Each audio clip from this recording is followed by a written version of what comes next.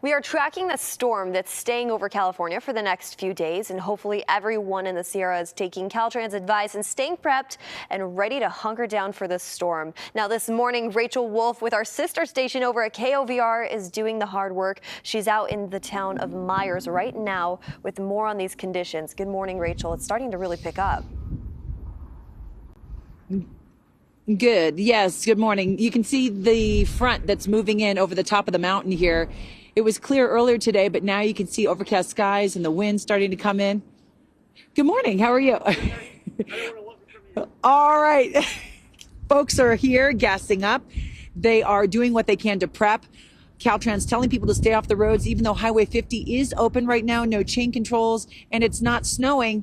The wind is picking up, and that storm, that blizzard, the worst storm of the year, expected to hit later this afternoon. So, locals, they're going to work today. It's a regular Thursday up here in South Lake Tahoe.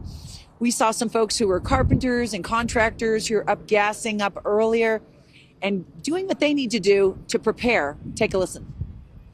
I'm just out here pressurizing my tires, getting them all ready to go for the storm.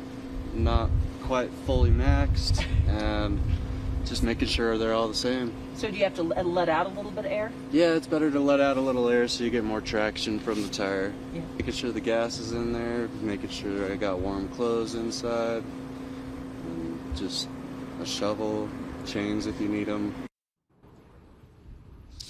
There were some shuttle buses here from one of the ski resorts, and the lady inside, the cashier, said she was talking with the driver, and she said, well, I'll see you tomorrow morning, because they come here to pick up people to take them up.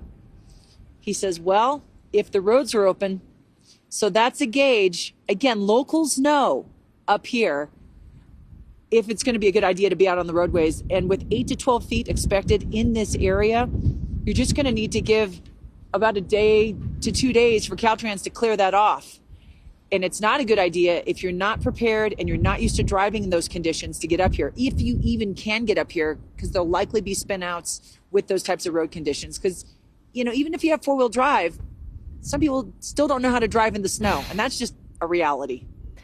That's a really good point, Rachel. You know, looking at conditions and what you're dealing with right now for us here in the Bay, this is a friendly reminder to stay at home this weekend and rethink that trip maybe into next weekend. Thank you so much, Rachel. Stay warm out there.